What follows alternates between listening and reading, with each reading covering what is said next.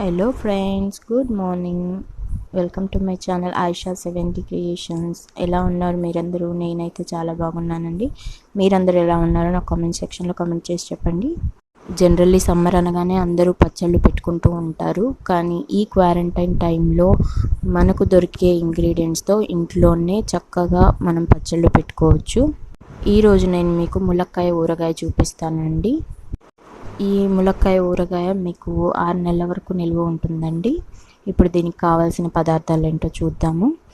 ములక్కాయ ముక్కలు, నూనె, పసుపు 1/2 టేబుల్ స్పూన్ అండి, ఆవాలు 1 టేబుల్ స్పూన్, మెంతులు 1 టేబుల్ స్పూన్, 50 గ్రాముల కారం అండి, పచ్చళ్ళ కారం, 35 గ్రాముల ఉప్పు. మీరు ఉప్పు అనేది మీకు సరిపడినంత వేసుకోవచ్చండి. ఇక్కడ ములక్కాయ ముక్కలు పీచి తీసేసి కడిగి ఆరబెట్టానండి. మరియు ఇందులో కొద్దిగా చింతపండు, నిమ్మకాయ సైజ్ అంత చింతపండు ఉంటే సరిపోతుంది. ములక్కాయ ఊరగాయకి కావాల్సిన పదార్థాలు చూసాం కదా, ఇప్పుడు ఎలా తయారు చేయాలో చూద్దాం. ముందుగా స్టవ్ ఆన్ చేసుకొని కడాయి పెట్టుకున్నాను. అందులో ఆవాలు, మెంతులు వేసుకొని కొద్దిగా ఫ్రై చేసుకోవాలండి. ఒక 10 మినిట్స్ ఫ్రై చేసుకోవాలి. ఆవాలు చిటపట్లాడాలి మరియు మెంతులు కలర్ చేంజ్ అవ్వాలండి, రెడ్డిష్గా అవుతాయి. అప్పటి వరకు మీరు సన్నని మంట మీద ఫ్రై చేసుకోవాలి. వీటిని లో ఫ్లేమ్ మీదే వేయించుకోవాలి. హై ఫ్లేమ్ మీద పెడితే మొత్తం మాడిపోతాయి. మరియు కలర్ చేంజ్ అయ్యేంత వరకు ఇలా తిప్పుతూనే ఉండాలండి. చూసారా, ఇక్కడ కలర్ చేంజ్ అయిపోయింది. ఇప్పుడు నేను స్టవ్ ఆఫ్ చేసుకొని దీన్ని చల్లారబెట్టుకుంటాను. ఇప్పుడు ఇవి చల్లారే లోపు నేను మళ్ళీ కడాయి పెట్టుకొని ములక్కాయ ముక్కల్ని డీప్ ఫ్రై చేసుకుంటానండి. ఇక్కడ కడాయిలో నూనె పోసుకున్నాను. ములక్కాయ ముక్కలు డీప్ ఫ్రై చేసుకోవడానికి సరిపడినంత. ఇప్పుడు మునక్కాయ ముక్కలన్నీ వేసి డీప్ ఫ్రై చేసుకుంటున్నాను. అది కూడా 5 మినిట్స్ మాత్రమే డీప్ ఫ్రై చేయాలండి. ఎక్కువసేపు డీప్ ఫ్రై చేస్తే పీచు తప్ప కండ మిగలదండి, అది గుర్తుపెట్టుకోవాలి. మీడియం ఫ్లేమ్ మీద ఓన్లీ 5 మినిట్స్ మాత్రమే డీప్ ఫ్రై చేసుకోవాలండి, అంతకంటే ఎక్కువ చేసుకోకూడదు.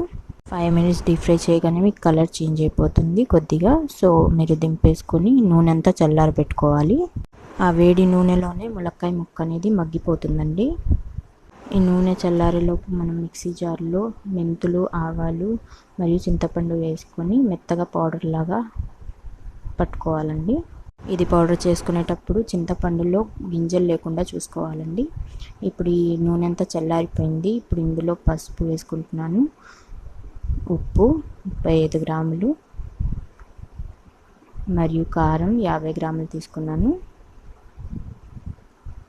ఇదంతా బాగా కలిసేలాగా కలుపుకోవాలి. ఇందులోనే మిక్సీ పట్టుకున్న మెంతి పిండి కూడా కలిపేసుకొని బాగా కలుపుకోవాలండి. మసాలా అంతా ముక్కలకి బాగా పట్టేలాగా కలుపుకోవాలి.